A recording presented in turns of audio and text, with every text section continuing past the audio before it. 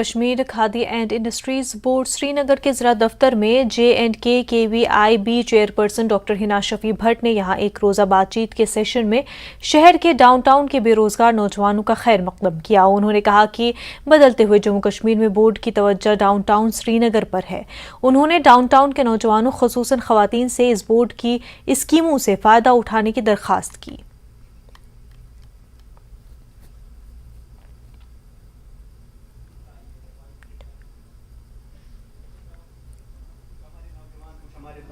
बदलता हुआ जम्मू कश्मीर, आज यहाँ से मैं अनाउंस करना चाहती हूँ।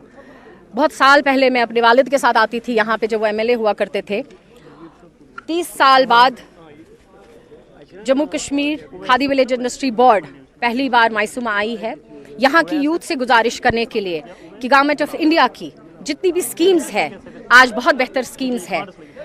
35% सब्सिडी, 20 लाख यूनिट सर्विस के लिए, 50 लाख मैन्युफैक्चरिंग सेक्टर के लिए 35% और ख़ास तवज्जो उस पर लड़कियों पे, महिलाओं पे दिया जाएगा।